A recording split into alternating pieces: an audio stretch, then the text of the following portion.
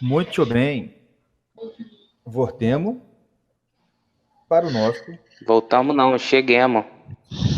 Não, voltamos, pô. A gente tá voltando. É a segunda temporada do Irmãos Caverna, você não sabe. É mesmo? Segunda? É claro, a gente começou ano passado. Tá tempo, não sabia que a gente tava contando temporada. Não, é porque no Anchor você tem que botar season e episódio, né? Aí eu falei, então quando começa 2020 é a segunda temporada. Mas vamos lá. Estamos aqui de volta e a gente hoje vai conversar. O nosso convidado de hoje é o André Assi Barreto, o professor de filosofia, bacharel em mestre de filosofia, editor da Armada e de outra editora aqui, eu esqueci o nome, mas ele vai lembrar. Um cara que sabe tudo e mais um pouco de Estados Unidos e também de outros assuntos internacionais. E a gente vai falar então de eleições americanas. Será que o Trump vai ganhar? Sim, com certeza ou sem dúvida? Eu vou deixar para falar isso com ele, mas eu tava pensando aqui, cara, eu acho que não tem, sei lá, cara, porque na outra eleição você tinha até a Hillary, né, para dizer, não, pode. Agora, sei lá, nem sei quem tá concorrendo. Não é não? Pior que eu também não sei, não. Normalmente... Eu tava vindo pra cá gravar e a Débora falou, vocês vão gravar o quê? A eleição americana. Eu falei, quem que tá concorrendo? Eu falei, não sei. Só tem o Trump lá. Mas então, começando o ano, né? A gente começando o ano aqui no podcast agora. Como é que vocês foram aí de festas? Vocês aí? Festas? Eu vim pra Minas, né? Como sempre. Cara, uma festa. Eu Natal passei com você e Ano Novo eu passei com o Diego, então. Passou com o Diego no Novo? É, né? Não, aqui, pô, a gente passou aqui em casa. Tá certo. E perspectivas tranquilo, normal. 2020. 2020 começou com o pé esquerdo, né, cara? Não, pra mim Desculpa, pode falar. Não, assim. Não, pode falar. Generalizadamente. Generalizadamente. Mas cara, 2020, assim, mas começo de ano geralmente tem essas tragédias. Não é estranho, né? Mas não, sei lá, cara, eu tô na expectativa aí. Cara, vocês estão na expectativa. Eu tô na expectativa, mas eu acho que vai ser Nossa. É fácil, porque o ano 2019 foi brabo. Então, o de 2020 é fácil ganhar dele. Né? Expectativa aí de ficar rico. É a expectativa baixa, né? É expectativa baixa e comparação horrível. Exatamente. Você tem um ano que passou horroroso, mas expectativa baixa é o segredo do sucesso. Segredo do sucesso. É maravilha. Não é? Mas é isso aí. Gente, olha só. Temos alguns assuntos para tratar hoje, né? Assuntos importantes. Por exemplo, o parkour de Taubaté. Não, eu vi esse negócio. Eu até falei com o Yuri também. Cara, mas Meu Deus do céu. Ali, cara, primeira coisa, é a prova fundamental, é a prova assim, definitiva de por que mulher não pode ir pra guerra. Vocês repararam os movimentos daquela mulher, tá ligado? Mas teve uma gordinha que eu achei que ela não ia parar de rolar nunca. Se eles continuassem gravando, eles iam ver que ia continuar rolando ali. Pode crer. Cara, é agilidade. E o pior que foi a gordinha. Eu mostrei até pro Yuri. Tava lá, eu esqueci o nome da garota. Vamos inventar um nome, que é Maria, né? Genérico. Aí tava lá, vou falar aqui com a Maria, né? Que a Maria, ela tá envolvida nesse negócio há 10 anos. 10 anos, meu irmão. E ela só sabe enrolar. E tava escrito lá no negócio dela que ela era radicalista. Virou profissão isso? Radicalista. Sim. Hoje em dia até ser gordo é profissão, Diego. Você não viu o gordinho profissional de cabelo verde? Não, vi não. Tu não viu não? Rapaz, não vi não. Foi na Fátima Bernardes e tudo. O cara, ele é influente. Eu vejo Fátima Bernardes. Não, eu também não vejo não, mas eu tenho Twitter. Coisa que vocês não têm. Eu tenho sim, eu tô usando agora. Até consegui uma curtida que não foi sua. Já tô, meu 2020 já foi até melhor, tá vendo? Eu vi. Mas enfim, o gordo profissional. Cara, é um cara, você sabe que a gente tem influência, né? O cara é influencer porque é o fitness, o outro é influencer, sei lá. Aí agora tem um cara, mais de um, eu sei que tem um gordinho de cabelo verde, uma mulher que é influencer gorda. Tipo, aquela coisa de aceite seu corpo, caramba. Mano, teve um vídeo que o cara fez, que passou na Fátima Bernardes lá. Ele, estamos aqui ao vivo com o fulano e tem um recado pra nós. Aí foi o cara. Ai, gente, eu queria falar pra você. Claro, é bicho, claro, né? Porque é o pacote. Não tem como. Se a pessoa, né, prova a frutinha certa, ela não faz um negócio desse. Mas enfim. Ele tava, gente, tava aqui falando com vocês, mostrar como que é difícil a acessibilidade para pessoas obesas. Aí ele foi lá filmando, olha aqui, essa cadeira. Eu não cabo nessa cadeira. Eu falei assim, cara. E ele exigia, o aeroporto precisava pensar em pessoas obesas para fazer acessibilidade. Esse negócio eu tava falando com a minha mãe no caminho de volta aí. Cara, é meio complicado, né, cara? Porque eu sei que tem gente que, pô, genuinamente tem um problema.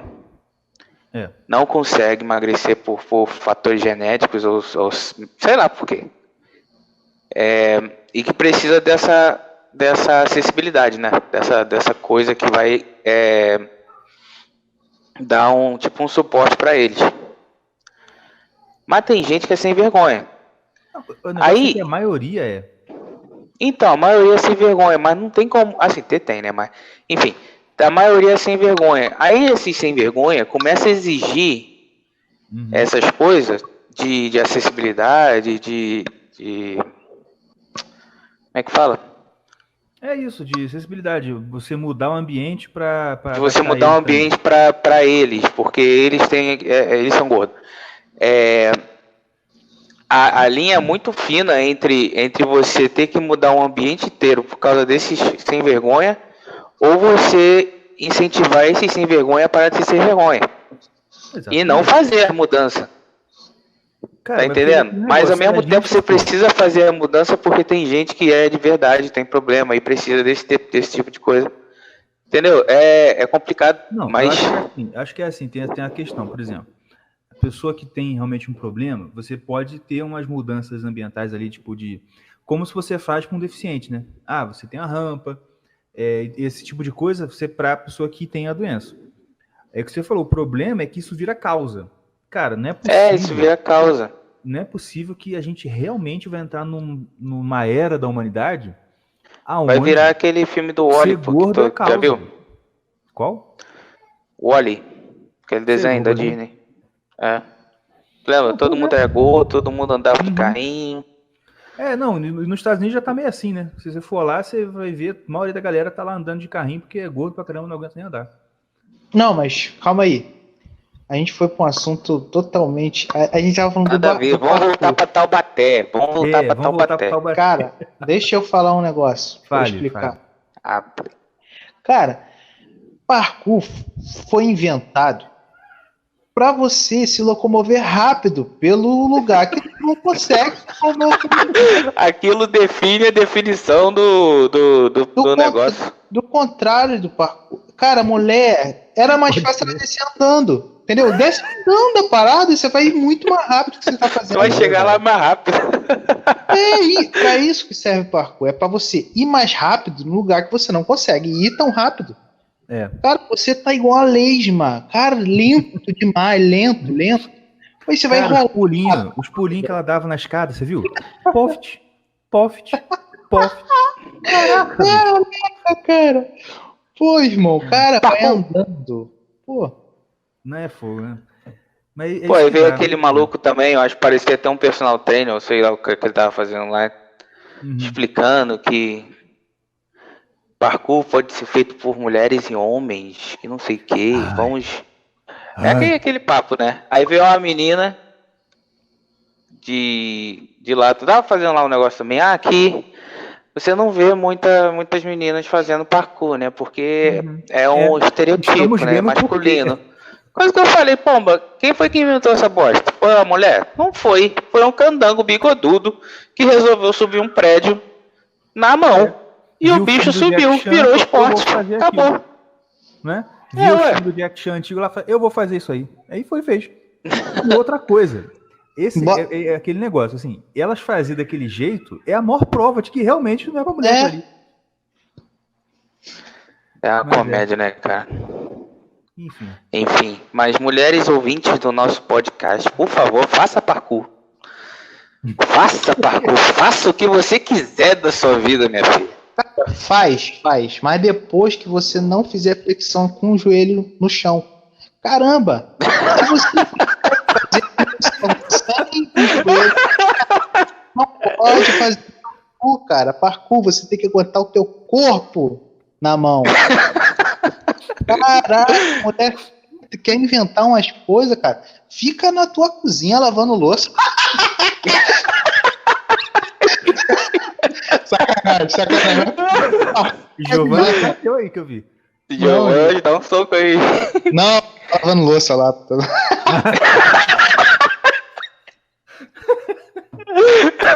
Caraca, 2020 mais misógino.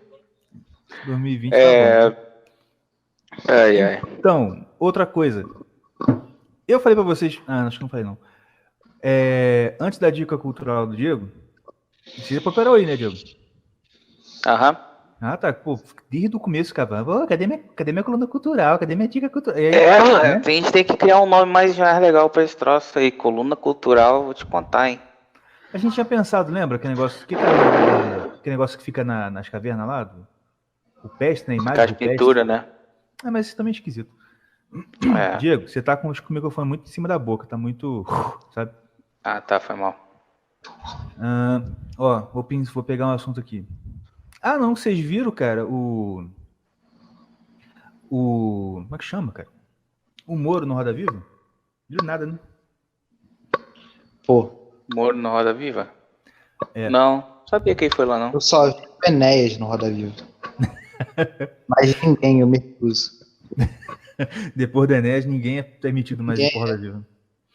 Não, mas foi legal, cara, ele foi. E o interessante é que eu até comentei no Twitter, escrevi pro Burke sobre isso, como que a imprensa, eu não sei se vocês estão acompanhando, a imprensa ela tá, assim, mais o antagonista, outros jornais aí, eles tentam plantar de tudo quanto é jeito uma intriga entre o Moro e o Bolsonaro, tá ligado?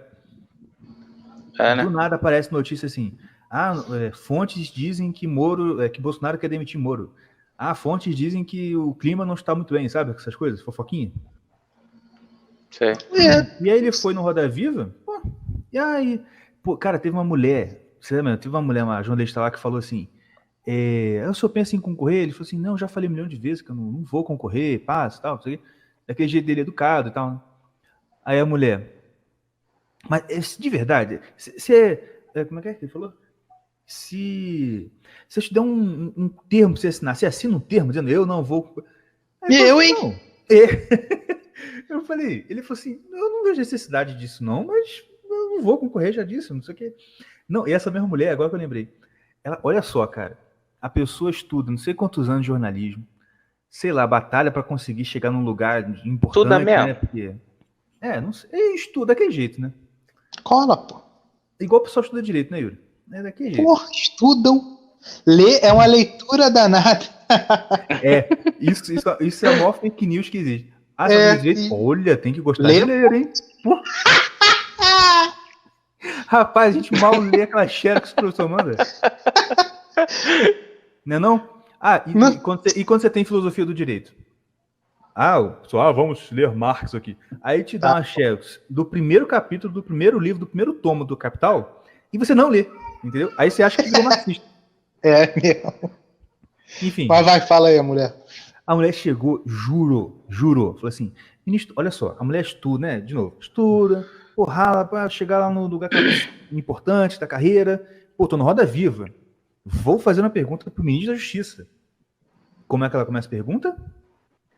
É que eu tava vindo pra cá de Uber, e o Uber me perguntou assim, você vai falar com o Moro hoje?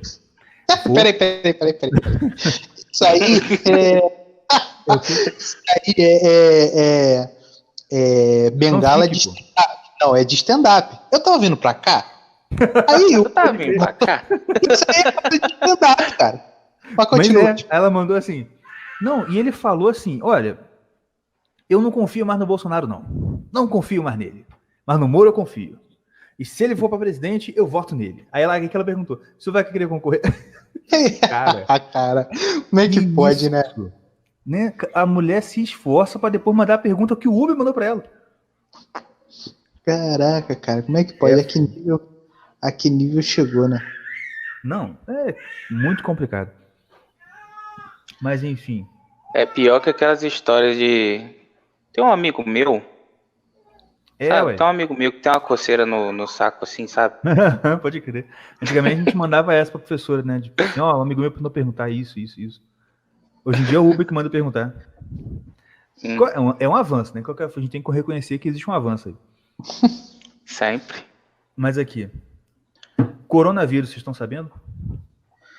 Cara, eu fiquei sabendo dessa parada, mas eu não tô ligado muito nisso aí, não. Eu sei que na China tá dando um monte de problema, né? É verdade. Teve até uma pessoa aqui com isso.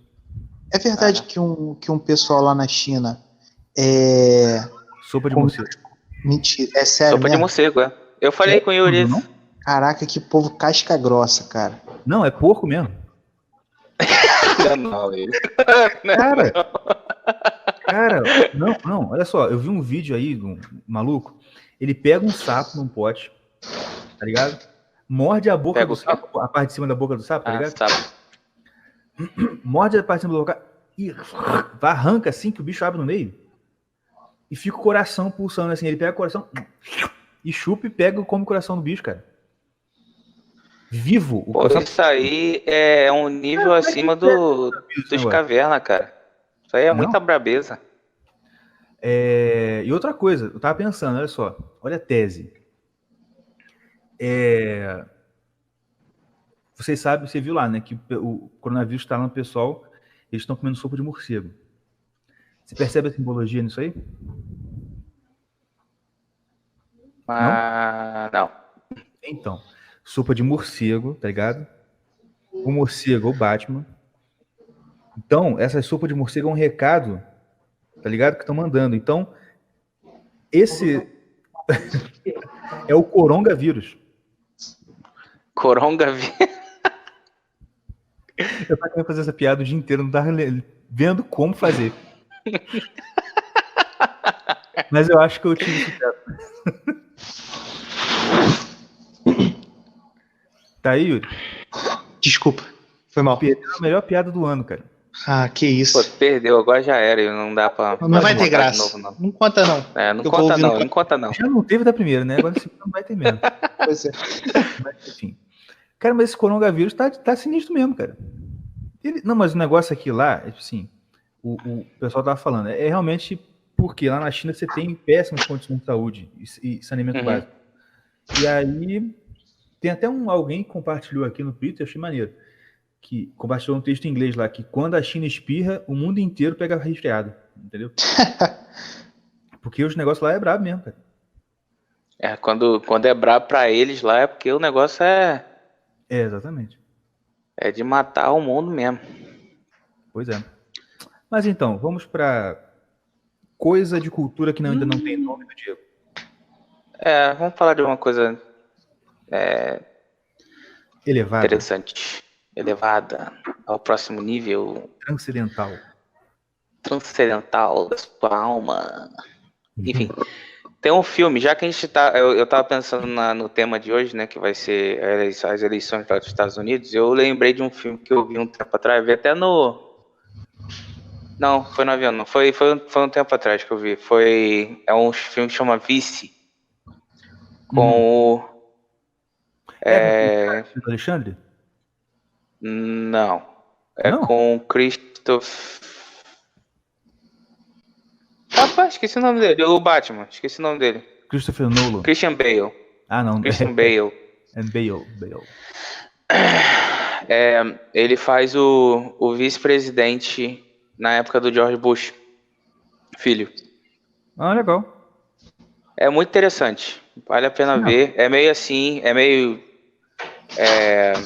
não é um filme de ação, né? Se você tá querendo ver um filme de ação, não é isso não. É um filme de política.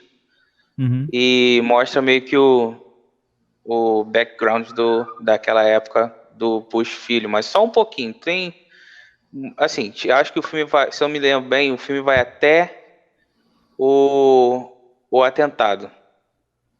Das Torres Gêmeas. Tá ligado? Do Pentágono, aquele negócio todo. Uhum. Vai até lá. Mas é muito bom. É como que o cara, da onde o cara veio, todo mundo ficou meio assim, né, na época, porque ninguém conhecia ele, mas ele, entendeu? É uma parada maneira. Maneiro, pô. Show. Não tem muito a ver, assim, não é sobre os Estados Unidos, mas um também que eu gostei, que eu vi contigo lá quando você estava aqui, né? Do Churchill, A Hora Mais Escura. Quer dizer... A Hora Mais Escura, não. O Destino de uma Nação. Destino de uma Nação. Gostou? Muito bom o filme também. Bom, né, cara? Muito bom. Como é que é o nome dele mesmo? Esqueci. O Gary Oldman. Gary Oldman. Pô, ele fez muito bem, cara. Eu achei muito maneiro. Muito bem. Aquele cara é muito bom, né, cara? É meio difícil achar um filme que esses caras, quando os caras já são muito bons, que não fique não bom. Foi bom. Exatamente. É isso aí. Eu vou mandar aqui o link pro rapaz, para ele já ir entrando, entendeu? Tá. E aí, quando ele entrar, a gente manda brasa aqui na entrevista. Essa parte aí tu vai cortar, né? Tipo... Vou. Eu ia falar uma parada, mano, eu esqueci. Uma parada que aconteceu essa semana. Pode falar, qualquer coisa eu ponho na edição aqui. Não, eu esqueci. Eu tava tentando lembrar. Beber uma água ali rapidinho, peraí. Beleza.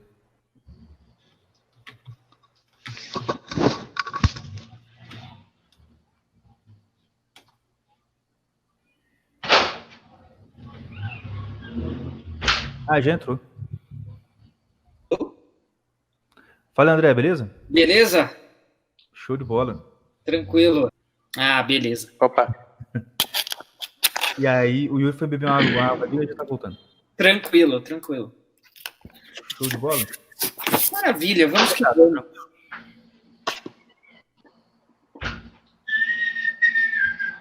Você tá na época de reunião, né, que você falou, né? Do planejamento, né? Quem é da área, ou enfim, tem parente que sabe como essa época é tediosa, chata, todo ano é a mesma coisa, todo ano o professor falando um monte de bosta. Conforme eu disse lá na thread, né, o problema não é nem ser, porque de um ponto de vista estatal, até que dá para entender. Porque, assim, agora, um monte de professor que se acha revolucionário, achando que aquilo ali é sério, é de cair o cu da bunda. Realmente. Eu não sou da área, mas, por exemplo, eu participei um tempo atrás de uma reunião tipo essa aí, tipo, que eu trabalho no eleitoral. Uhum. Só não conto pra ninguém, que senão minha vida fica complicada. Mas, eu lembro, cara, por exemplo, que no final teve lá a reunião de avaliação das eleições. Uhum. Aí assim, eu pensei, não, quem vai é o chefe, né? Aí ele falou assim, não vou não. Você quer ir? Eu falei assim, vou lá, tudo bem. Aí fui e tal. Cara, é aquela chatice, aquelas dinâmicazinhas Paulo Freire, tá ligado? Isso mesmo. Vídeo do Cortella. Vídeo do Cortella é clássico nesses... É clássico, pode crer. E aí, um monte de blá, blá, blá, aquela monte de coisa assim, né? Tipo assim, não, vamos estreitar os laços. Aí, no dia seguinte, volta tudo no modo normalidade, né? Sem dúvida. Tudo fake, né? Tudo fake. Mas, assim, algo que me irrita profundamente, por exemplo, ano passado, que eu citei também na thread, mas ano passado, nessa mesma reunião de planejamento, teve uma discussão gigantesca sobre se os alunos deveriam... O que é melhor para os alunos na aprendizagem? Sentar em fileira ou sentar em círculo? Sentar em fileira, é militarismo, é uma coisa da década de não sei quanto, veja, não é que ele esteja defendendo isso, mas eu tô falando, enquanto a gente naquela realidade fica discutindo esse tipo de coisa, será que o cara do colégio de elite está discutindo isso ou está aprendendo coisa de verdade, né? Em círculo, em quadrado, em retângulo, em triângulo. E aí, mas aí, beleza, não dá para fazer, porque escola pública, ok. Mas o cara acha que ele está sendo o revolucionário discutindo essas coisas, ou sentando em círculo, que seja, quando na verdade só continua tudo do jeito que tá, né? O cara lá tá aprendendo e o cara aqui não tá aprendendo nada. Exatamente. Cara, um dia eu participei de uma reunião desse tipo aí no setor de educação do TRE do Rio de Janeiro. Cara, eu tive que ouvir o seguinte: não, isso aqui, né, estimular a crítica, aquela história de sempre, né? Porque tem que estimular o pensamento crítico, blá, blá, blá, blá, blá, blá. Porque senão, olha só, você que é professor de escola pública, preste atenção nessa frase. Porque senão, a gente tem essa situação que a gente tem aí hoje. O cara sai da escola sabendo tudo de matemática e não tem pensamento crítico. Pô, cara, assim, meu, aonde que você vive? É o contrário. O cara sai sem saber o que é uma equação de segundo grau, mas tem um puta pensamento crítico. Não, e sabe o que é? Eu até falei isso em outras... Na verdade, ele também não tem pensamento crítico. Nem no sentido real, mas nem no sentido esquerdista da coisa. Porque a massa de aluno... por isso que isso é uma crítica que eu tenho ao pessoal da doutrinação, que assim, o pessoal da doutrinação tá certo no diagnóstico, porque a doutrinação realmente existe. Mas a massa, o aluno doutrinável é 15%. O restante é a massa que não dá... O cara é tão desinteressado, é tão alheio a tudo que está acontecendo, que nem para doutrinar. Então, nem esse pensamento crítico de esquerda, ele sai de lá com ele. Isso daí é uma balela. É verdade, pode crer. Isso tanto é verdade que, ó, eu entrei na educação em 2012. E eu tive, assim, problema com aluno esquerdista. Dá para contar nos dedos de uma mão, assim. Que é o cara que sacou alguma coisa a meu respeito, que... Aí, por sacar, foi buscar alguma coisa em rede social, e aí sacou, teve probleminha, e foram probleminhas, assim, não foram problemas grandes. Mas porque o resto, não sabe, e se falar de esquerda e direita, ele vai olhar para as mãos dele, pensar com que mão ele escreve, se tiver sorte ainda. Pode então, não é doutrinável, sabe? O nível é tão ruim, que até para doutrinar precisaria melhorar um pouco. Exatamente. É igual o Flávio Gotti escreveu uma vez no texto, né? It's not even wrong, né? Você nem chega no nível de tá errado, de ser uma coisa que tá... negócio falou doutrinação. Nem tá... Para chegar lá tá muito longe ainda. Sim. Eu não fico falando muito isso, pontuando muito isso, porque senão fica parecendo crítica ao pessoal de escola sem partido. Muitos são meus amigos, eu gosto e tal. Parece que você tá falando que eles estão batendo num moinho de vento, né? Não é bem isso. Mas é uma realidade também, né? É só olhar para os resultados do PISA, né? Os caras não, assim, em nível geral, o aluno brasileiro ele não sabe fazer conta, ele não sabe interpretar texto, e obviamente que o resultado em ciência como um todo é pífio, porque se você não sabe interpretar texto e não sabe fazer cálculo, então ciência para você vai ser um grande mistério, né? Exatamente. Assim como vai ser um grande mistério se você for falar lá, não, porque a escola de Frankfurt tem razão, porque a criticidade kantiana, isso daí também vai ser grego para ele, né? Perfeito. Arcaico. Enfim, a gente vai falar um dia ainda sobre educação também, que eu acho muito interessante falar sobre isso com você, pelo fato de você ser professor de escola pública, né? Então, é legal ter uma visão de quem está lá dentro, né? Isso é bem interessante. Sim. Vamos ao nosso assunto principal, que são as eleições americanas. Uhum. Vinheta, por favor. Né, gente? Agora não tem não, mas eu vou botar a vinheta. Eu só sei aquela primeira frase, ou sei can you see. O resto, eu vou no modo Alcione. Maravilha, eu vou... Mas o André está aqui hoje para falar com a gente sobre as eleições americanas. E a gente tem aqui um guiazinho, né? Só para a gente guiar a nossa conversa um pouco. André, antes de a gente falar em si de como vai ser, a sua opinião sobre os resultados e tudo mais, eu queria falar com você o seguinte. Você pode explicar para a gente mais ou menos como é que funciona a eleição lá? Porque não é aqui, né? Tipo, todo mundo vai lá, vota, conta, ganhou, foi. Tem toda a complicação lá de distrito, né? Que até deu uma polêmica na época do Trump por conta disso, não foi? Isso, porque ele perdeu no voto popular, mas ganhou no colégio eleitoral, né? Colégio eleitoral, isso, eu esqueci o nome. Explica pra gente mais ou menos como é que funciona isso aí. Beleza. Essa pergunta ela é muito legal, porque assim, tipo, para mim essa pergunta é quase como o bom dia. Claro que eu estou exagerando, mas assim, é muito engraçado, porque todo ano de eleição americana, as pessoas dos meus círculos mais próximos, assim, de trabalho e tal, não necessariamente amigos, mas pessoas que sabem dos meus interesses, sabem que eu gosto de política externa, estudo e acompanho por gosto, não trabalho exatamente com isso, embora hoje eu escreva profissionalmente sobre isso no Senso em Comum.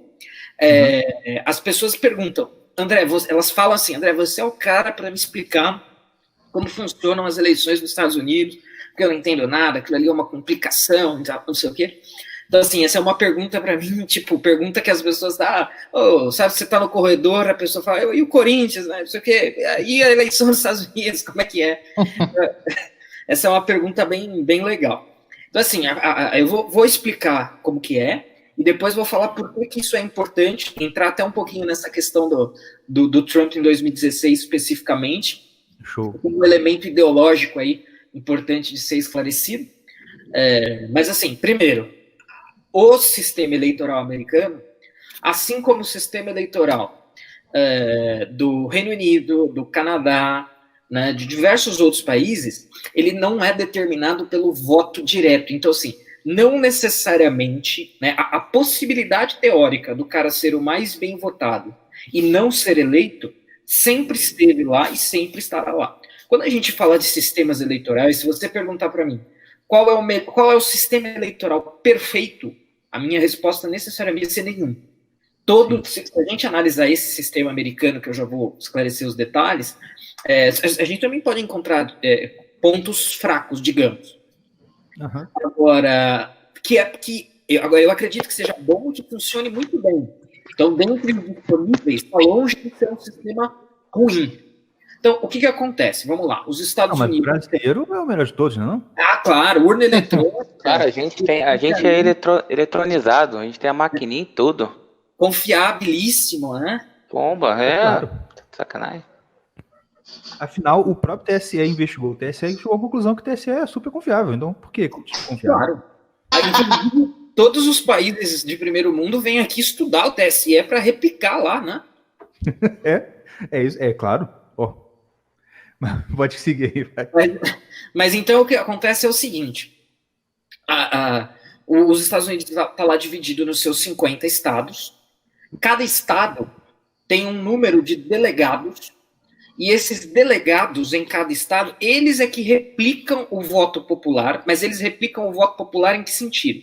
Então, no estado X, no Texas, o candidato mais votado foi o Donald Trump. Então, todos os 38 delegados do Texas replicam esse voto no Donald Trump, então o Donald Trump ganhou 38 delegados. Né? E aí os delegados de cada estado, que totalizam 538, né? Então nos Estados Unidos há um total de 538 delegados, divididos por estado, conforme a quantidade de pessoas nos estados, eles replicam o voto na maioria, exceto no Nebraska e no Maine, né, onde existe a possibilidade de metade dos delegados irem para um candidato e metade irem para outro. Mas isso é exceção, e é detalhe, não é relevante porque a gente está falando aqui. Mas então, basicamente... Tem aquele negócio de fulano ganhou no estado tal, fulano perdeu no estado tal, não é isso? Isso, exatamente. Por isso que é tão relevante essa coisa do quem ganhou em qual estado, porque aí tem os estados que têm mais delegados, menos delegados, e principalmente tem os swing states, né? Porque aí você tem os estados que sempre votam nos democratas, os estados que sempre votam nos republicanos, e mais importante, você tem os estados que variam de eleição para eleição. Então, Ohio, Flórida nem tanto, mas Ohio, por exemplo, é um desses marcos, né? O pessoal fala que quem ganha em Ohio ganha a eleição como um todo, porque é um desses estados que, onde a balança pende, o candidato ganha, né? Então, basicamente é isso. Existem 538 delegados, divididos de maneira proporcional conforme a população de cada estado, e quem conseguir lá os 270 votos, que é mais ou menos a metade, né? São de 538, 270 seria 540, ou seja, quem consegue aí metade dos delegados é eleito. E o que acontece? Então, qual que é a tensão aí com o voto popular, né? Muitas vezes, na soma total, o cara pode ter mais votos, como foi o caso da Hillary Clinton em relação ao Donald Trump em 2016, mas como se o Donald Trump ganhou em mais estados estratégicos, ou seja, com maior número de delegados, ele acabou levando a fatura. Sim. E alguém pode... Eu lembro muito que na época eu já estava... Nessa época eu já estava falando disso há bastante tempo, mas a Lúcia Guimarães, que é jornalista da Globo, logo que o Trump ganhou, ela começou a publicar uma série de textos falando o colégio eleitoral tem que ser abolido, o colégio eleitoral é uma classe de vida, aquela coisa assim, né? O brasileiro querendo ensinar o americano como faz democracia, né? Mas e aí eu falei, mas isso você defende, ou até alguém defender que saia do modelo colégio eleitoral e vá para o modelo voto popular, ok, isso eu acho que é razoável.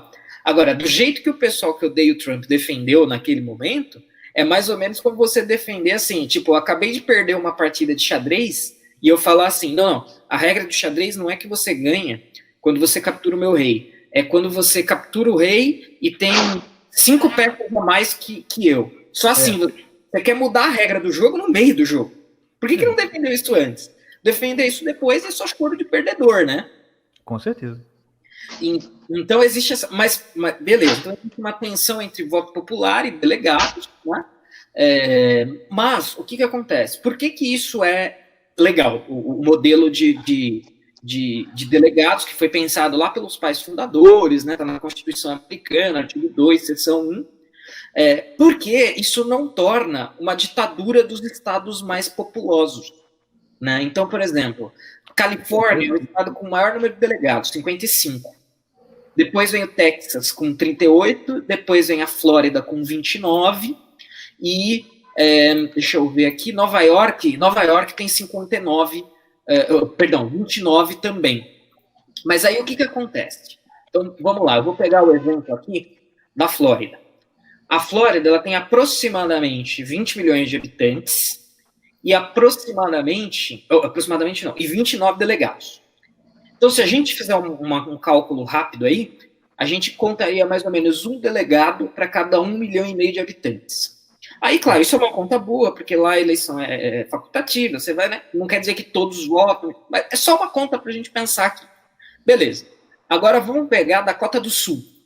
A Dakota do Sul, ela tem, deixa eu conferir aqui o valor exato, a Dakota do Sul tem mais ou menos 900 mil habitantes. E ela tem 3 delegados. O que dá uma média de um delegado para cada 300 mil habitantes. Então, olha como essa proporção ela é diferente, né? Uhum. Se a gente fosse usar a mesma proporção da Flórida, por exemplo, a Dakota do Sul não teria delegado nenhum, porque ela não chega a ter 1,5 milhão de habitantes. Pois é. Então, isso daí foi uma maneira que eles encontraram de falar, olha, não, todo mundo tem peso. E se você precisa de um total de 270 delegados, 3 delegados não vai ser determinante, mas também não é desprezível.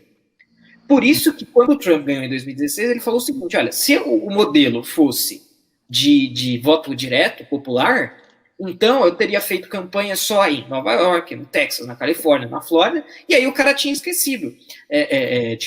Montana, Wyoming, Dakota do Norte, Dakota do Sul, que todos esses 4 estados, por exemplo, têm 3 delegados. Né? Ou, aí no caso não ia importar o delegado, mas tem menos população. Né? Então você ia virtualmente ignorar os estados menos populosos e quem ia determinar quem é o presidente ia ser os maiores, né? E os mais populosos daí. Que são Califórnia, Texas, Nova York, Flórida, Illinois, Pensilvânia e Ohio, lá que tem mais de 10 milhões de habitantes. Michigan deve ter mais de 10 milhões hoje também. Então, assim, ou seja, esse sistema de colégio eleitoral, ele tem... Você pode encontrar defeitos? Pode. Mas esse aspecto de justiça não pode ser ignorado. Então é meio confuso na hora de entender e tal. Como assim esse negócio de delegado? Então, assim, winner takes all, né? Então, se você tiver 37,4% e o outro tem 37%, você leva todos os delegados nos estados. É um modelo criticável, mas que tem esse aparato contra contra os grandões e para proteger os nanicos, entre aspas, terem voz, tem isso. Isso, particularmente, eu acho legal. É uma forma de você manter na ditadura, você evitar, na democracia, a que o pessoal chama de ditadura da maioria, né? Exatamente. Perfeito. E os pais fundadores bolaram isso daí, né? Assim, implementaram isso com esse propósito. Olha, todo mundo tem vez, todo mundo tem voz. Quem tem mais população tem um pouco mais, ok. Mas o nanico também não fica mudo nessa história. Ele contribui. Isso é uma, e assim, só para, né, pontuar, se a gente pensar no resultado, se a gente olhar o mapa eleitoral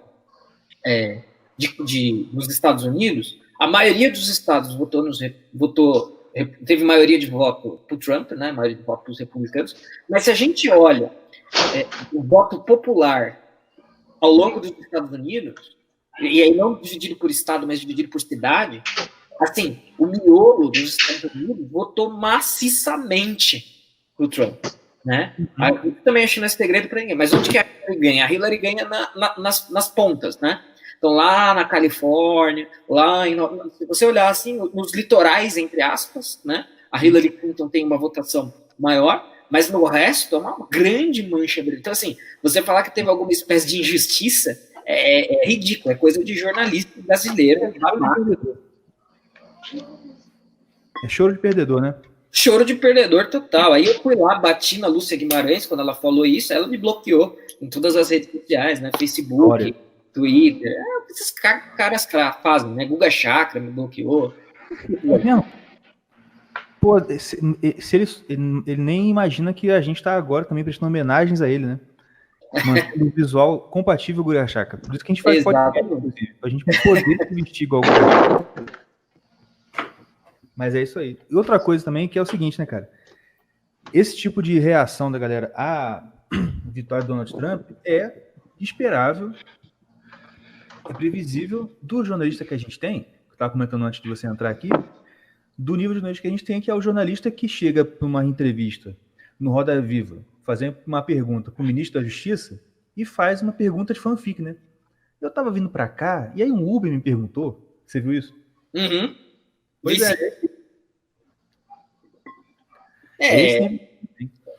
a classe jornalística, ela tá totalmente desligada da realidade, né? Isso é meio triste a gente falar também, mas é fato. O cara acha que a realidade da redação jornalística em que ele vive é a realidade do país todo. E aí é por isso que a gente teve choque com a eleição do Bolsonaro, choque com a eleição do Trump, choque com o Brett. Todas as vitórias eleitorais de direita chocaram os jornalistas. Por quê? Porque o cara acha que a bolha, que é a redação do jornal que ele trabalha, é idêntica em todo lugar, né? Exatamente. Mas isso aí é o mal do cara que realmente ele não tem muito contato com a vida real. Ele tem contato com a vida virtual dele, aquela coisa do trabalho, a rede social, que querendo ou não, cria uma certa bolha, né, de gente que concorda com você. Isso em qualquer rede social, né? Eu não vejo muita... Assim, eu tô mais no Twitter agora. Mas toda rede social, ela faz meio isso contigo, né? As pessoas te seguem se elas concordam com você. Dificilmente alguém que te odeia vai te seguir, né? Apesar de ter, né? Mas... E aí o cara fica nesse mundo, que você tá até falando nos podcasts sobre o Fugner, eu acho. Na segunda realidade, né? Ele fica segunda realidade total, perfeito. Né? Que é a realidade da ideologia, né? Então, ou seja, não é que o cara observa o mundo e aí molda as conclusões dele a partir do mundo, mas o movimento é exatamente oposto. Né? Ele tem certas ideias e ele quer que o mundo se adapte às ideias dele. Né? Exatamente. É gente maluca. Né? Isso é quase é o gordo que quer que o aeroporto tenha uma cadeira gigante para ele, ao invés dele emagrecer. Exatamente. Mas então, vamos continuar aqui. Outra pergunta para você. Isso é uma coisa também que eu queria falar. Que eu vejo a galera falando, mas eu queria falar com você também. Partidos, né? É muito engraçado como que, né? O afegão médio, quando ele vai falar, quando ele sabe um pouquinho, ele começa a ver um pouquinho de jornal, né? Alguma coisa assim. Aí ele vai logo tacar. Não, porque aqui no Brasil é um absurdo ter esse monte de partido. Ou nos Estados Unidos só tem 2, né? Que é o republicano e o democrata. E eu também pensava assim até um tempo atrás, até uns anos atrás.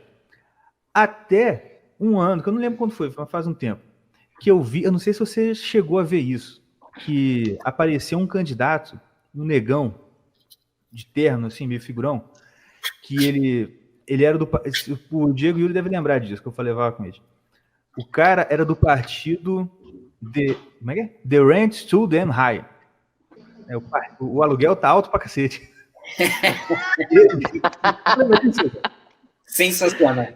O cara, o negão, ele se apresentava como fulano de tal, mestre faixa preta karatê, e não sei o quê, e assim, ele ia nos debates, cara, no debate dele, que ele ia, era tipo assim, ele falava, não sei o quê, because the rent's too damn high. Ele falava assim. Quer dizer, isso é uma coisa que eu não sabia, que tipo assim, apesar do Partido Democrata e Republicano serem os maiores lá, né, você tem um monte de partidos, você tem, pô, eu lembro também uma vez, um candidato à presidência que era o cowboy pelado. Era um carinha tocando violão de cuecão na rua e era candidato à presidência da República. Fala pra gente um pouquinho sobre como é que funciona ali os partidos lá nos Estados Unidos, pra gente entender um pouco mais. Então, na verdade, essas pessoas têm essa ilusão de que só existe os republicanos e os democratas, né, o Partido Republicano e o Partido Democrata, porque eles são predominantes, né?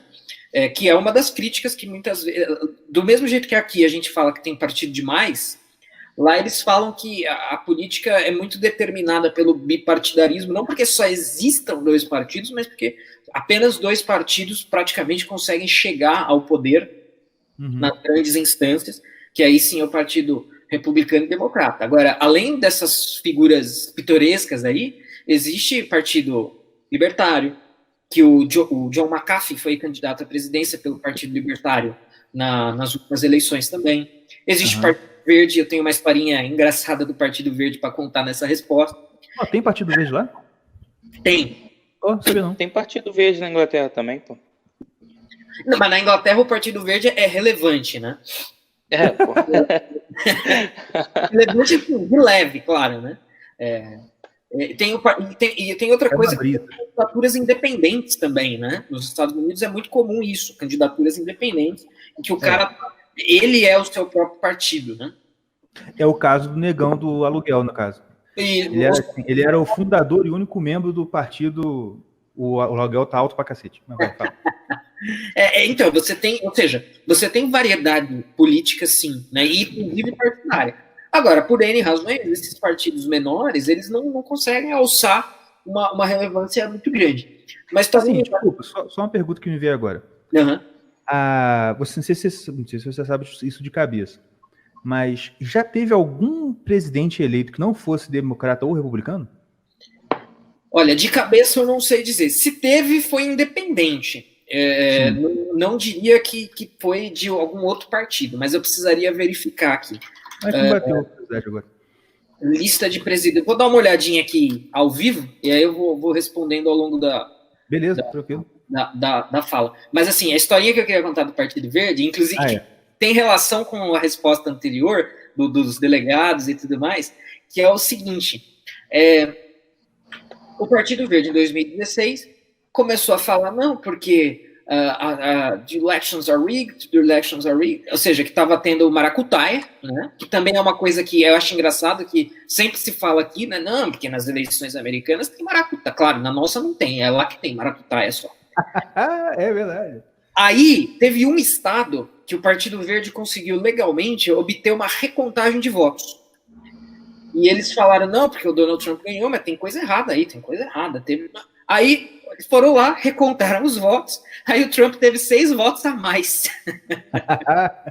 Não, ou seja, fizeram um estado... E aí, claro, aí depois que eles fizeram isso, murchou, porque ficou ridículo. Claro. Então, mas assim, serviu para ir. A coisa mais relevante do Partido Verde lá foi essa, foi esse feito. O que eu acho que é mais interessante, devido a esse bipartidarismo muito forte lá, é que você acaba tendo o quê? Então, no Brasil, devido a interesses e facilidades de se criar um partido, a gente acaba tendo 50, 60 partidos. Lá, o cara pensa o seguinte: olha, eu quero ter relevância política, só que eu sou de extrema esquerda. Se eu for para o Partido Comunista, minhas chances são 0. Então, o que eu faço? Eu vou para o Partido Democrata, que não é um partido em si mesmo comunista, mas é um partido mais para a esquerda do que para a direita hoje. Sim. E aí você acaba tendo isso dentro dos dois partidos, fileiras, né, de variedades de matizes ideológicas dentro dos partidos. Né? Então, o Partido Democrata hoje pende muito, muito mais para a esquerda do que ele pendia na época do John Kennedy, por exemplo. O John Kennedy é um candidato de centro-moderação, centro-direita, a gente poderia até dizer. Hoje a gente tem vários radicais aí. E dentro do Partido Republicano você também tem isso, que o cara é meio que um isentão, liberal, ele fala assim, eu for pro Partido Libertário, partido sei lá o quê, as minhas chances estão zero. Eu vou conseguir fazer um barulhinho e tal, mas eleitoralmente eu não vou conseguir nada. Aí ele vai pro Partido Republicano, aí isso forma, por exemplo, a fileira dos rhinos, os Republicans in name only. O cara só é republicano no nome, ele tá no Partido Republicano, mas ideologicamente ali ele não se identifica com os ideais republicanos, de fato, né? De conservadorismo, livre mercado, etc, etc. Então, o que a gente acontece? A gente é mais perto do que aqui, né? O liberal lá é um pouquinho mais perto daqui. Ele não vai para o novo, ele vai para um partido mais importante, né? Exatamente, exatamente. Do mesmo jeito que Só que aí o que acontece? Aí tem a questão das alas dentro do partido. Qual ala é mais predominante, qual é menos, né? Isso vai mudando ao longo dos tempos também, mas, mas basicamente é isso, né? E aí hoje a gente tem... Por exemplo, hoje, felizmente, o Donald Trump conseguiu, porque dentro do Partido Republicano, por isso que eu falo, às vezes não é para sair falando, Deus do céu, Partido Republicano na Terra, tem um monte de bosta dentro do Partido Republicano, um monte de rino, né? O cara não é conservador, isso pelo menos para quem é conservador e espera ver uma expressão disso no Partido Republicano. Tem os que são e tem os que não são, né? Então, só que curiosidade... Os caras que são do republicano, não é rino, mas que, pô, ele não... Como é que eu posso falar? É meio frouxo, né? Eu vejo muito o Olavo reclamando disso. Eu via, né, no Throat Speaker reclamar muito disso. Sim. Você não... Não, pode falar. Não, você tem um outro tipo de variedade também, por exemplo. Então você tem uma ala mais, por exemplo, vamos tirar o Trump da jogada aí, porque o Trump é uma coisa excepcional. Mas você pega o Ted Cruz, ele é da ala conservadora e pró-livre mercado. Agora, você pega um Marco Rubio, por exemplo, Marco Rubio é da ala conservadora, mas economicamente ele é mais um keynesiano do que qualquer outra coisa. O keynesianismo não é anti-livre mercado, mas é uma coisa diferente, né? Uma coisa... O mercado muito controlado, né? Isso, exatamente. Então você tem esse tipo de variedade dentro do partido. Né? Entendi. E o que eu quero te perguntar dentro dessa pergunta também é o seguinte, dá para a gente pensar, fazer aquela divisão básica, assim, republicano é direita, é o que a gente vê aqui com o Bonoro, é o que a gente vê aqui com a galera do Twitter, e o democrata é o esquerda, é o cara, né, é PT, é PSOL. Lá os democratas, eles têm uma ala meio PSOL ou eles são mais PT, assim, mais tradicional, vamos dizer assim? Tem a ala PT, tem a ala PSOL, e essa é a ala predominante hoje, né? Se a gente assiste as primárias... Então, por exemplo, vou pegar uma coisa bem atual. Primárias republicanas. Você tem uma ala PT... É que PT não seria... Vamos pegar... Deixa eu pensar, é que não tem, acho que um paralelo no Brasil. Que seria um esquerdo... democrata, né? Um PSDB, vai. Você tem um PSDB, que é tipo Joe Biden, foi o vice do Obama. Você tem a Tulsi Gabbard, você tem a Klobuchar, que são... Olha só, mas veja bem, para colocar em perspectiva para o pessoal que ouve. Uma proposta lá. Bernie Sanders. Bernie Sanders é a ala PSOL total, né? Bernie Sanders, Elizabeth Warren, aquela Cortez lá, AOC. Só que ela não é candidata à presidência, mas sim, é dessa ala aí, né? Então, Cory Booker, enfim, diversos dos candidatos, dos pré-candidatos a candidato democrata, a ala PSOL existe, é predominante. Olha o tipo de proposta dos caras. Os caras querem não apenas criar um SUS versão americana, mas o nível de radicalismo é tão grande que esses Bernie Sanders, Elizabeth Warren, esses caras que são radicais, eles querem abolir a saúde privada. Que isso? Então, é um negócio mais radical do que se pensa aqui no Brasil, porque aqui existe o SUS, que é um sistema socializado de medicina, mas existe a medicina privada também, né? O que vai diferenciar o acesso. Quem puder acessar a medicina privada vai, quem não puder vai acessar socializada. Esses caras são tão radicais Eles querem criar um SUS americano, financiado pelo Estado, óbvio, né?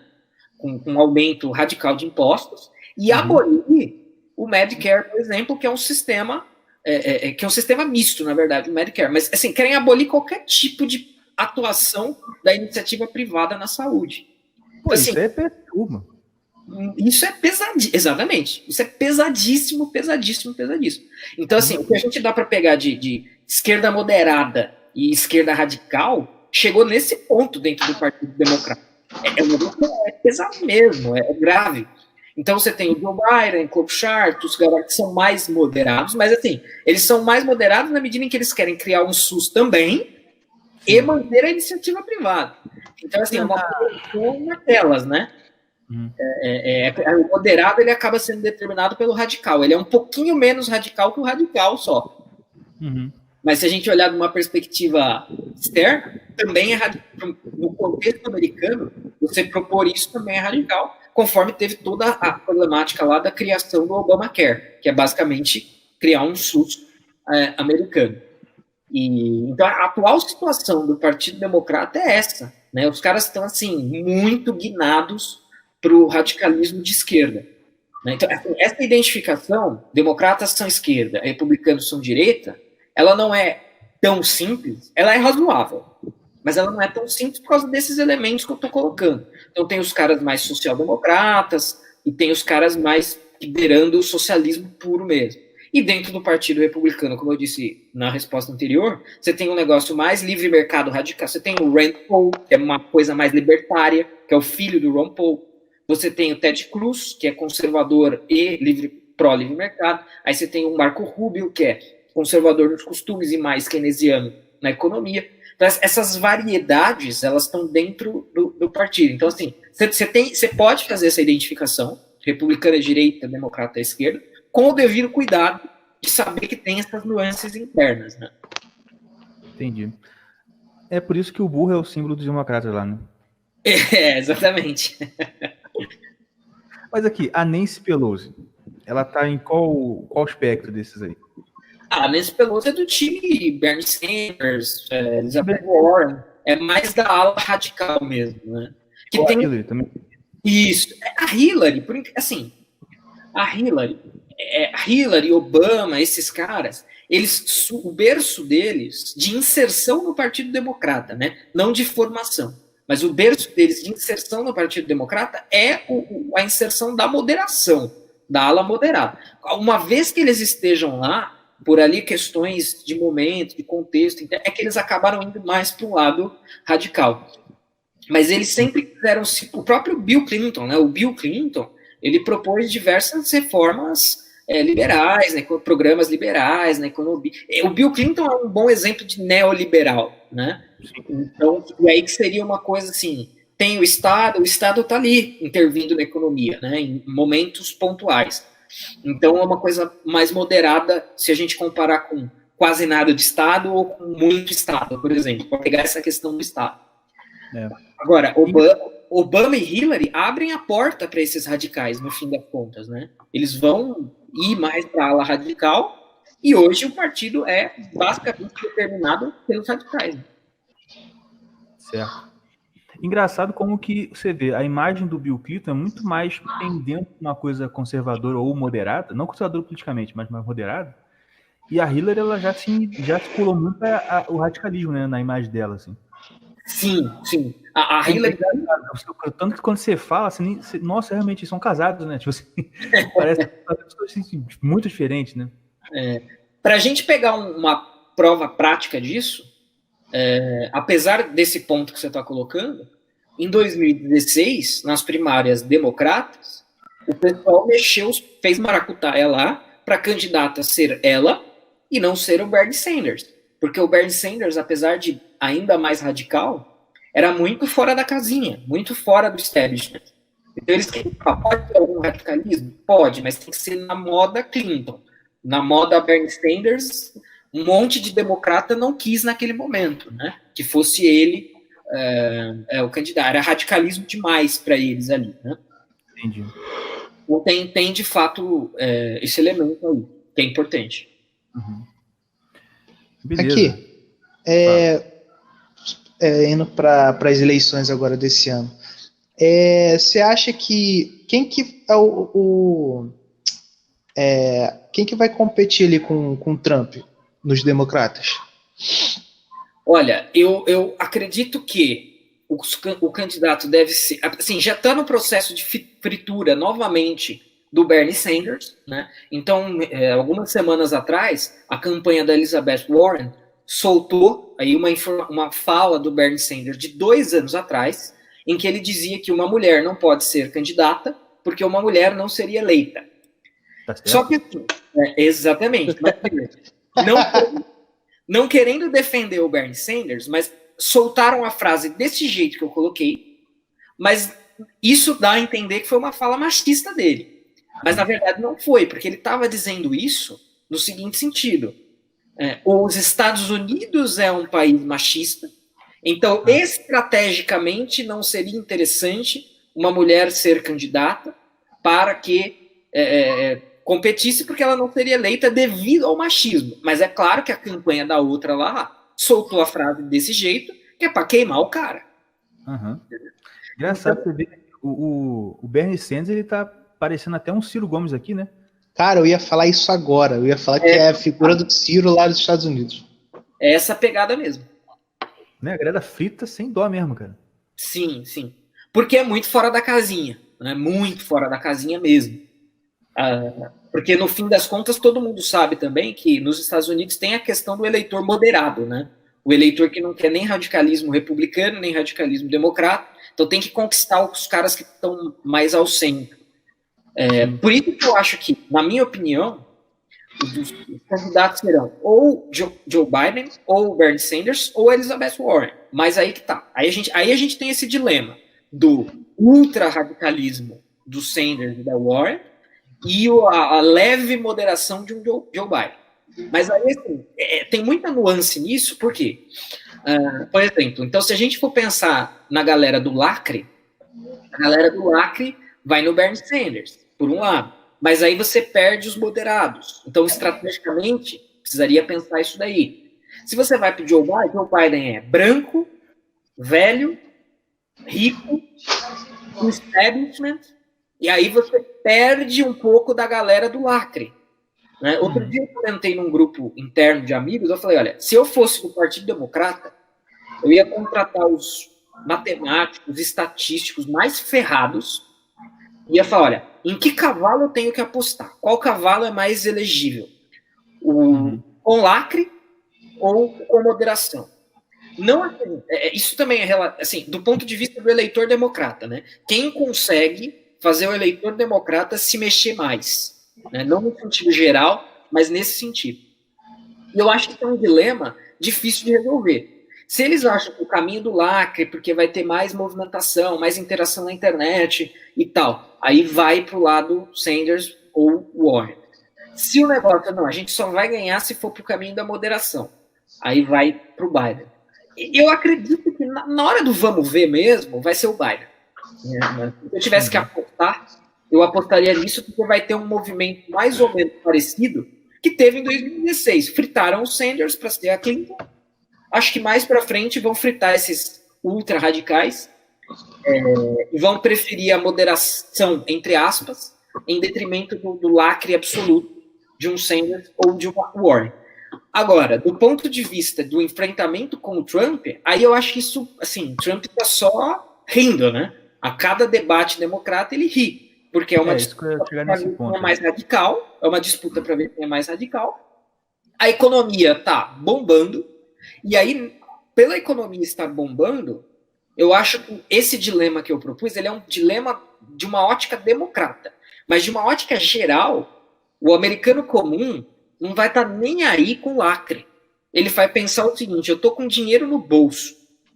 Então, se eu estou com dinheiro no bolso, eu quero que isso continue. Se ele fala besteira, não fala besteira, escreve muito no Twitter, não escreve, isso daí, para o eleitor padrão, o eleitor comum, vai ser indiferente. Ele vai pensar muito no aspecto econômico e vai pautar o seu voto nisso. Então, aí seja Biden, seja outro, acho que o Trump leva. É exatamente o que eu ia perguntar. Quais seriam as chances do Trump? Porque, o que você falou, a economia bombando. desemprego nas menores taxas, né, históricas, parece. E aí o cara ainda vai e me explode a cabeça do maior líder do terrorismo mundial. Mano, não tem como, não.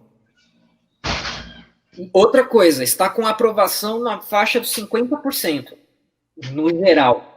Uhum. Né? Entre os republicanos é 95%. Então, 95% dos republicanos aprovam a administração Trump. 50% das pessoas, em geral, aprovam a administração Trump. Aí você pega isso num contexto de um partido democrata com um dilema entre muito radical e levemente radical. Economia bombando, desemprego nas menores séries históricas desde pós-Segunda Guerra. E minorias bombando na economia, salários aumentando em tempo real, todas as minorias estão menos desempregadas, e o Trump já teve um desempenho melhor com as minorias em 2016 do que o Mitt Romney teve, por exemplo, em 2012.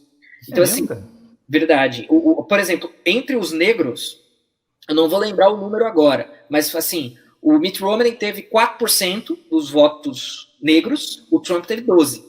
Claro, 12 ainda é pouco, mas é o triplo do outro.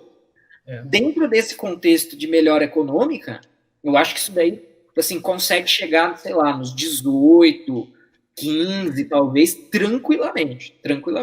E dos latinos, muito mais. Aí latina é de 20 para cima, beirando 30, porque o latino é o cara que vê, principalmente o latino legal, né, que pode votar, ele vai falar, opa, eu quero, se eu cumprir as regras, eu quero que os outros cumpram também. Então, essa ideia que muitas vezes a imprensa tem aqui, né, não, latino é contra o republicano, o negro é contra o republicano. Não, meu, o latino cumpridor da lei, ele é super republicano, porque se ele cumpriu as regras, ele quer que os outros cumpram também, né? Exatamente. Então, assim, tem muita vantagem pro lado republicano / Trump e muito dilema do lado democrata. Né? Então, isso vai pesar muito também, na minha opinião, na hora das eleições gerais. Isso vai ter um peso considerável na escolha das pessoas. Sim. E, cara, é incrível como que realmente, se você parar para pensar, a distância entre a militância e o objeto da militância, ela não é só aqui, lá também, né? Sim. Porque você vê, o objeto da militância são as minorias, e as minorias estão com o Trump, cara. Olha que você olha assim, você pensa assim, cara, esses caras trabalham com o quê, né, cara? É discurso mesmo, cara, é incrível. E assim... eu acho que assim, isso já foi verdade em 2016, quando o contexto ainda era outro, e agora isso vai se acentuar. Em 2016 ainda estava bem tenso ainda, ele estava chegando e tudo. Tinha muita coisa. A trombetinha, assim, para os caras fazerem uma narrativa de trombeta do apocalipse, agora em 2020, vai ser muito difícil. Em 2016 era falar, não, vai ter a 8ª Guerra Mundial, a economia vai ser uma tragédia, vai ter o holocausto de minoria, tal. Isso não vai colar agora. Eles vão tentar, de alguma maneira, com leves alterações e tal, mas não vai rolar. Se a gente pensar aqui, ó, eu assisti o primeiro debate democrata no ano passado. Os caras não falaram 1 minuto de economia. 1 minuto. Uhum. Rolar 2 horas de debate, 12 candidatos, os caras não ousaram tocar nesse ponto. Então, assim, falar mal da economia com o Trump vai ser de dureza. Narrativa de minoria vai ter, claro, mas vai colar muito menos. Então, assim, eles realmente estão em maus lençóis, né? O negócio é... Por isso que eu tô, assim, ainda não pegou 100% no tranco, mas eu tô curioso para ver como vai ser a abordagem da imprensa, porque também teve a questão das pesquisas, que falharam miseravelmente, e a das análises, né? Então, todos os jornalistas, o Trump nunca vai ganhar, palhaço, bufão, etc. Agora que já ganhou, não aconteceu o que eles disseram, e o país está indo, e muito pelo contrário, o país está indo muito bem, eu tenho a impressão que os analistas não vão concordar com a gente aqui, mas eles vão ser muito, muito mais cautelosos, assim, a contragosto, mas vão ser muito mais cautelosos do que eles fizeram ano passado, na eleição passada, em termos de pesquisa, de análise, etc, etc. Sim. Sabe o que eu tô lembrando aqui agora? O Diego vai lembrar, porque ele viu também, ele me indicou esse filme. Aquele filme A Vida de Brian. Certo. aquela cena que o pessoal da libertação lá do povo da Judéia tá discutindo. Eles estão lá. É tipo democrata esse ano, cara. Tá assim. O que esses romanos fizeram pela gente? É o cara lá. Educação. O outro. Saneamento básico. Assim, sim, mas tirando a educação, tirando o saneamento básico, o que eles fizeram pra gente? E o cara tá nesse nível, tá ligado? Uhum. Aí chega lá, tipo assim, eles não têm o que falar. Tipo assim, realmente, tipo assim, a única coisa que eles têm para levantar contra o Trump é o de sempre. Bufão, prostituta. Acho que até a questão do muro não cola mais. Você acha que cola? Olha, eu acho que o calcanhar de Aquiles não vai ser o muro, né? O muro a passos mais lentos do que se esperava, mas o muro tá andando, o negócio tá saindo.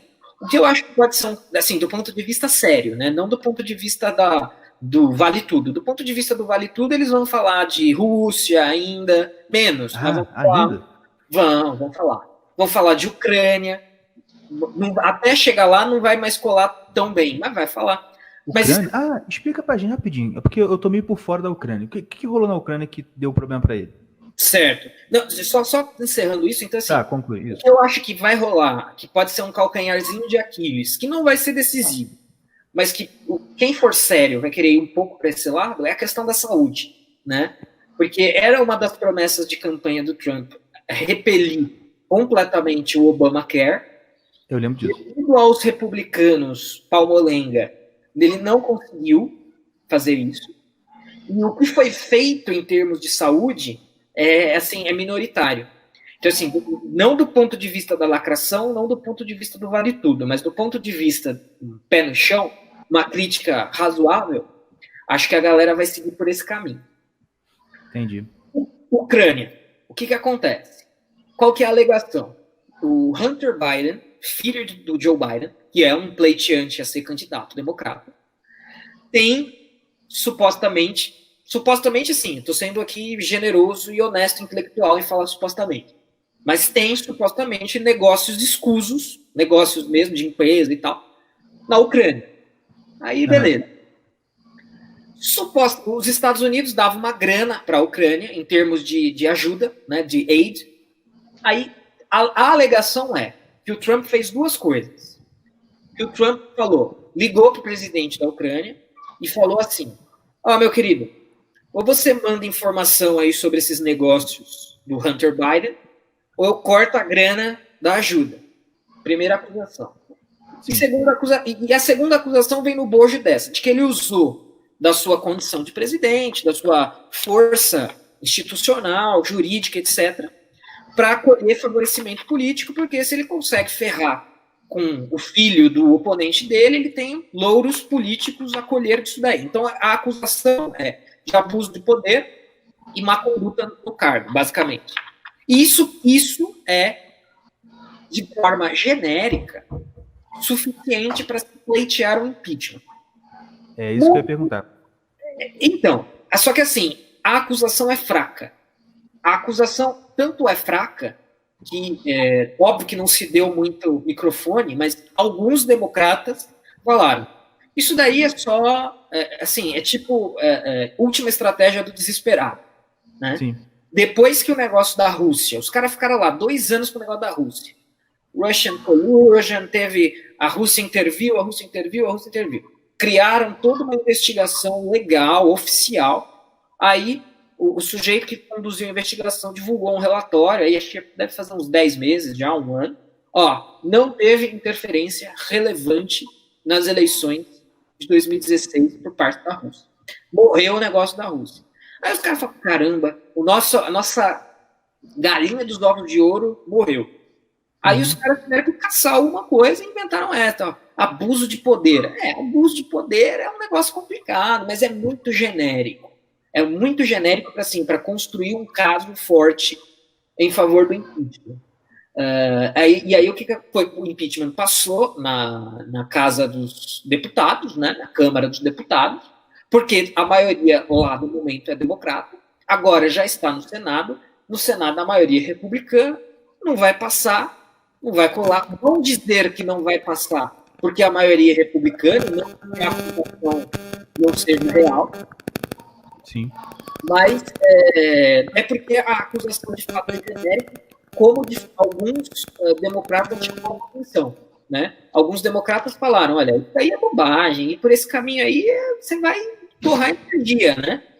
Numa expectativa assim, vai que a gente consegue assassinar a reputação de leve ou totalmente com esse pedido de impeachment. Porque no fundo eles sabiam que não ia passar, que não ia dar certo. Então é todo um processo, só que tem um desgaste, né? O processo é tudo em nome do desgaste político, porque no fundo todos eles sabem que isso não ia acontecer. Então, é mais ou menos isso, né? Essa é a acusação de abuso de poder, né? De querer ferrar o adversário político, não de maneiras políticas, mas de maneiras institucionais, usufruindo da condição de presidente. Mas tudo muito genérico, assim, muito fraco, um caso fraco para sustentar o impeachment. Acho que não vai dar nada, assim, em nenhum ponto de... que, assim, impeachment não vai dar com certeza, mas nem esse efeito de desgaste, acho que também não vai colar. Entendi. Então acho que o caminho do senhor Donald está bem tranquilo até a eleição, né? Quando é a eleição deles lá? Que mês? É em novembro desse ano. Novembro. Então, acho que até novembro o cara tá tranquilo, né? Pelo menos até agora, né? Não tem nada muito que se preocupar, não. Nada. O que eu tenho falado, assim, agora a gente já está em praticamente fevereiro de 2020. Ano passado eu tinha falado o seguinte, a única chance concreta de ameaçar a reeleição do Trump é se a economia começar a desandar. Agora, em dizer que a economia vai desandar em 10 meses, 11 meses, ela pode até desandar, mas não vai desandar com a força necessária, a não ser que seja uma coisa assim muito fora da curva, não vai desandar com a força necessária a ponto de afundar a campanha e a eventual reeleição dele, né? Exatamente. Então, basicamente, os democratas estão em muito maus lençóis. Acho que eles têm... Graças a Deus, né? Ufa, ainda bem. Pois é, rapaz.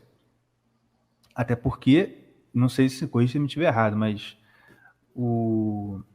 a fraqueza, você acha que o fato dos democratas estarem mais fracos lá influencia um pouco da nossa esquerda aqui, ou isso não é muito por essa via? É mais pelo patrocínio das fundações mesmo? O democrata não tem muito influência no político brasileiro de esquerda?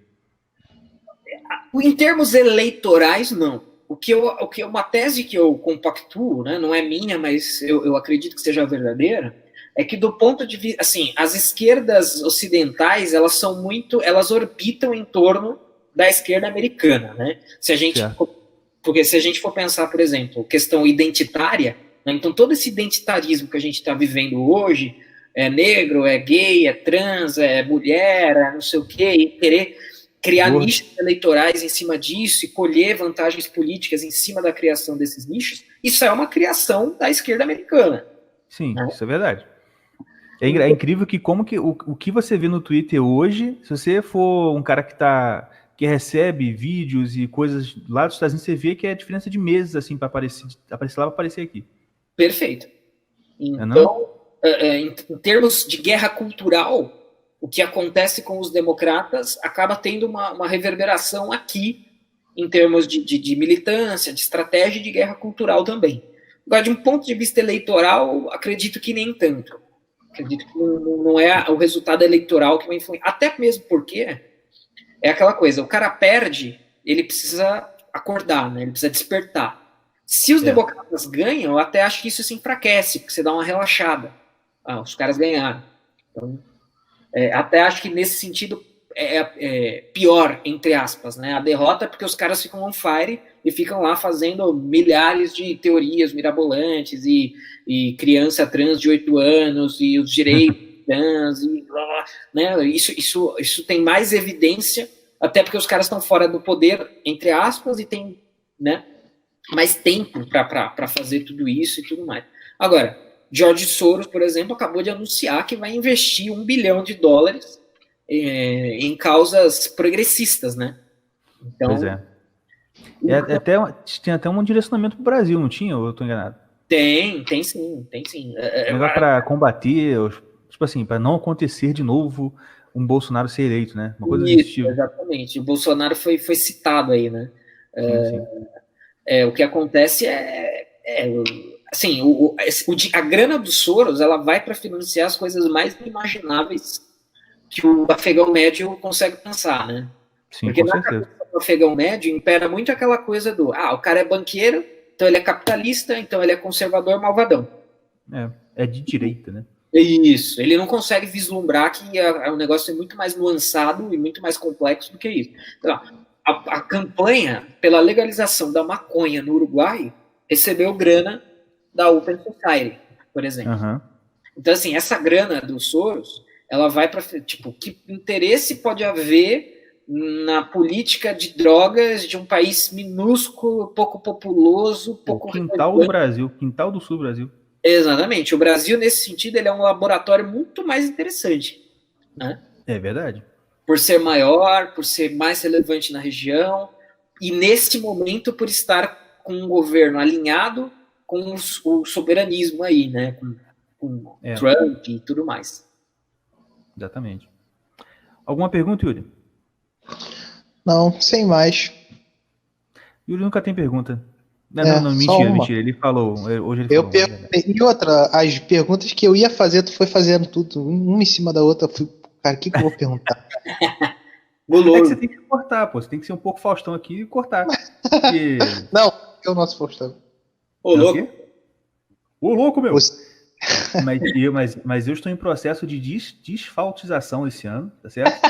Voltei pra dieta. Não dá. Vou voltar pro jiu-jitsu e aí, vamos ver, né? Mas, André, muito obrigado pela sua participação.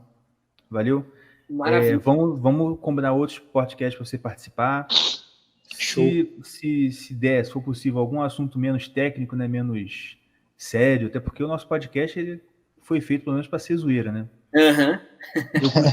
Eu costumo brincar com o pessoal que a nossa meta de médio prazo é ser chamado para o Pânico e a de longo prazo é ser maior que o Pânico, né? Então... Caraca, moleque! E eu sou da zoeira também, né? Quem me segue no Twitter sabe que eu sou da zoeira. Eu fico aí entre os assuntos sérios e não sérios. Só antes de encerrar e de me despedir, aquela questão que a gente colocou dos presidentes americanos e seus partidos, eu estou aqui com a lista aberta, então, rapidamente, George Washington foi o primeiro, foi sem partido, né? Isso é meio óbvio. John Adams foi do Partido Federalista, então a gente está falando lá de 1800, né? 1700, finalzinho, e comecinho de 1800.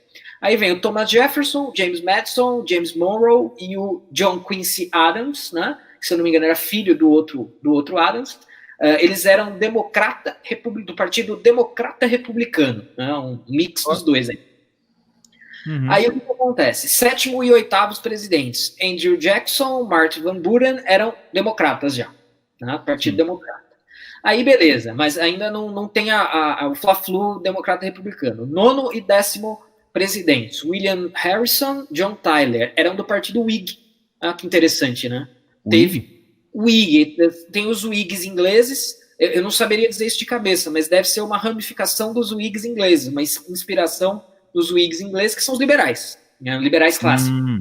Então teve um partido Whig relevante aí nos Estados Unidos, mas é que isso está tão lá para trás que não faz parte do nosso imaginário, né? Aí 11º, James Polk, democrata, depois vem mais 2 presidentes Whigs, 2 presidentes democratas, e o primeiro presidente republicano vai ser o Abraham Lincoln, 1861, né? Sim.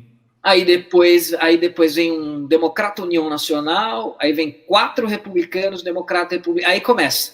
Aí de lá para cá, deixa eu pegar aqui, quando começou o Fla-Flu.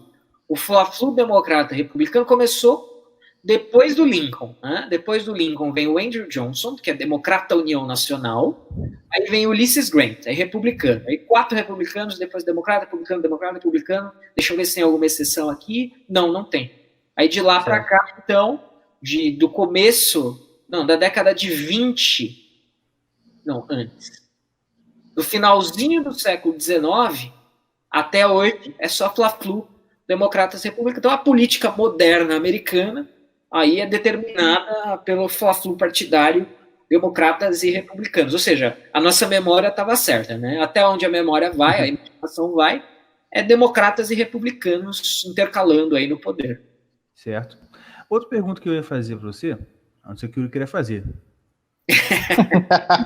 Pode fazer que não tem mais nada. Ah, tá bom. É assim, para alguém que tem ali, que saiba ali alguma coisa de inglês, ou até para quem não sabe e tem aquela extensão do Google Chrome para traduzir, você indica algum site para a gente ficar mais por dentro da política americana? Porque por aqui não dá, né? Olha, tem alguns. É que assim, tem do ponto de vista. É que aí depende, assim. Lá nos Estados Unidos tem muito, né? Não é igual aqui que é G1. Exato. Pá, né? Lá tem pra caramba, né? E lá tem uma coisa que eu acho muito legal, que é assim, os veículos de mídia, eles não têm vergonha de admitir o seu posicionamento político. Isso pode ser. Ao contrário daqui, que todo mundo quer posar de isento sem ser, né? Aqui eu acho que tem mais essa pegada. De vez em quando, algum jornal divulga um editorial apoiando algum candidato e tal, mas é bem raro. Lá não, lá é comum, né? Então, se a gente pega, por exemplo, jornais, de 100 jornais, 97 em 2016 publicaram um editorial em apoio a Hillary Clinton. Só 3 falaram que não. TVs. Todas as TVs são de tendência esquerdista, exceto a Fox News.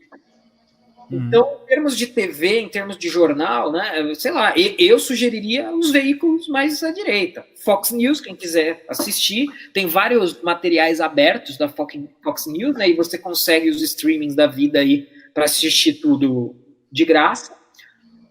Agora, em termos de veículos escritos, que eu acho que é o que interessa, tem a revista clássica, que foi do Buckley, né, a National Review, que é um negócio de direita, com abertura para todas as áreas, assim, tem os moderados, tem o mais republicano raiz, mas tem a National Review, tem o Breitbart, eu sou fã do Breitbart, né? Só que o Breitbart, dependendo de quem vê, vai falar, nossa, isso é extrema-direita conspiratória. Para mim é Alex Jones, né? Alex Jones.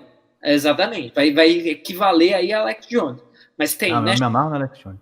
National Review com uma pegada mais séria, assim, mais séria no sentido formal, o Breitbart no sentido mais de militância mesmo, de bater de frente, que é legal, o Breitbart é legal, National Review é legal, The Spectator American é bem moderada também, é interessante, dá para acompanhar legal. Aí tem o pessoal dos podcasts, aí também, mas aí é um universo, né?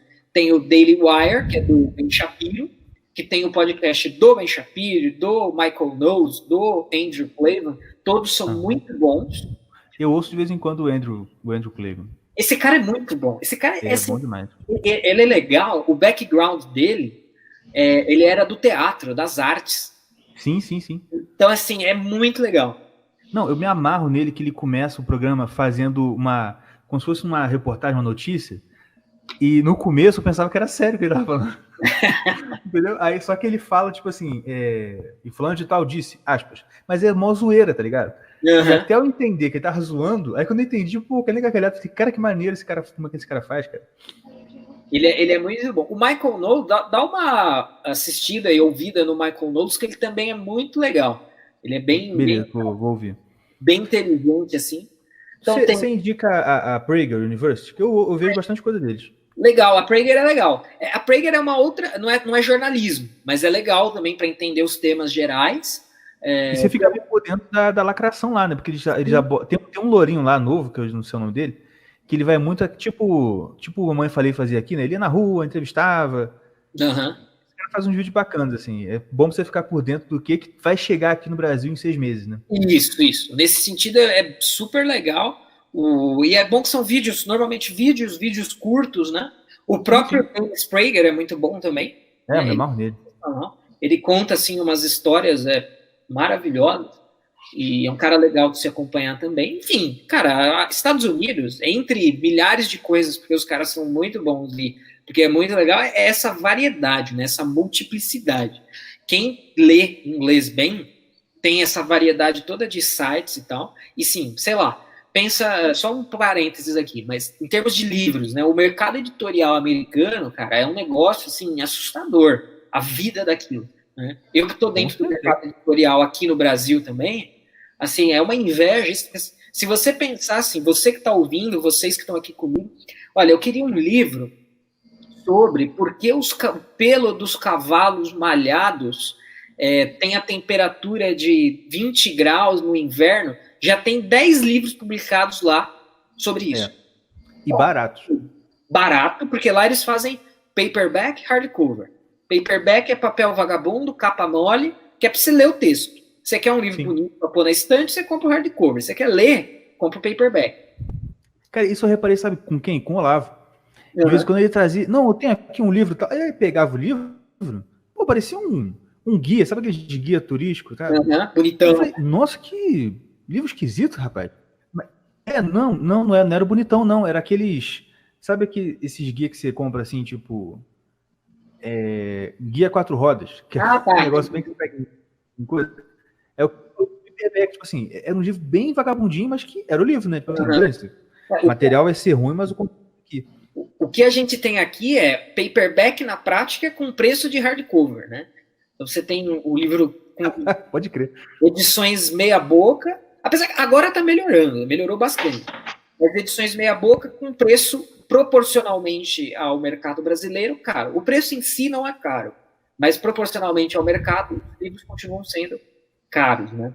Então, assim, quem lê inglês e se interessa por qualquer coisa, não precisa ser filosofia, que é a minha área, política, não, qualquer coisa. Assim, quando eu tive esse choque na minha vida, eu comprei muito livro pela Amazon americana, né? E aí eu ficava lá horas e horas na busca. Caramba, tem esse livro sobre isso, esse assunto que eu pensei, tudo, assim, se abre um universo espetacular. Mas por quê? É um país com uma vida cultural muito recente, né? E outra coisa importante, em termos de política, todo político tem livro publicado.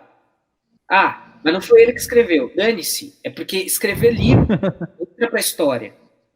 Isso tá lá para sempre, o livro, né? Então, assim, todos esses candidatos aí, todos eles provavelmente têm pelo menos um livro. E aí o cara vira candidato principal, ele vai escrever outro livro, né? Os livros do Donald Trump, tem 4, 5 livros. Não foi ele que escreveu aquilo, mas não importa, não é este o ponto. É a questão que a gente estava falando. A vida cultural é tão efervescente que se espera que tenha livros e tudo mais, e tem mesmo. Sim. Uma vez eu não sei se eu acho que eu li em algum livro do Olavo falando que, acho que foi no mínimo, que diziam que os políticos franceses é assim, você acusar um político francês, naquela época, né, antigamente, não hoje, se acusar um político francês de corrupção, ele não ligava não, mas se dissesse que ele cometeu um erro de ortografia, aí ficava bravo. Mas, cara, obrigado de novo pela sua participação, foi muito legal. Eu que agradeço. Deixa as suas redes sociais aí, pessoal, te seguir, só saber aí onde você trabalha, o que você faz. Então, eu queria agradecer o convite, estou aí à disposição para novas participações, obrigado por convidarem, é sempre um prazer, e quem estiver ouvindo, puder e quiser seguir nas redes sociais, ouvir o podcast que eu faço com o Luciano Oliveira, que é o Oliver Talking, ler os meus textos no Senso em Comum, e em outros lugares também, em outras plataformas. Eu sou professor de filosofia e história, tenho o meu site pessoal, que é o andreacibarreto.org, tá meio paradinho, mas também tem coisas que eu solto lá, e principalmente seguir no Twitter. Se você não quiser fazer nada disso, me siga no Twitter, que o Twitter é o que tá bombando no momento, né? A minha arroba ASSI Barreto. Então me segue lá que a gente vai interagir de uma forma bem legal. Maravilha. Cara, abraço. De novo, obrigado, abraço para vocês aí que estão ouvindo, muito obrigado por terem dado essa sua maravilhosa audiência para o nosso programa, e a gente se vê na semana que vem. E não esqueci, eu vou falar isso no começo de novo, mas não esquecendo que agora nós estamos na Shockwave Radio. Então, você está ouvindo esse podcast aí toda quarta-feira às 19 horas, na Shockwave Radio, com a participação ainda não está sendo ao vivo, né? A gente ainda vai fazer isso acontecer. Pro terror do Yuri, né? Que não gosta de fazer coisa ao vivo. Mas é isso aí, gente. Chamar que eu participo no ao vivo, pode me chamar, hein? Tô em todo. Show, com certeza. Show de bola. Chamar, sim. Eu amo, gente. Então, baixem o aplicativo da Shockwave Radio, ouçam bastante aí, tem umas músicas muito boas. Música para todos os gostos. Você tem de metal progressivo, aquele que o Joaquim Teixeira gosta, qual é o nome dele? Eu esqueci. Esse cantor aí, sabe, de... Amado Batista. Não, mais ainda que isso. Eu esqueci o nome do cara. Fago. Não, nesse nível aí, nesse nível. É isso aí, gente. Um abraço, até semana que vem. Tchau, tchau. Um abraço. Tchau. Irmãos Caverna Podcast. O podcast mais retrógrado, mais ultrapassado, mais anacrônico do Ocidente Próximo. Curta, compartilhe e ajude a espalhar a mensagem dos obsoletos. Até porque, quando se está na beira do abismo, o único progresso racional é voltar para trás.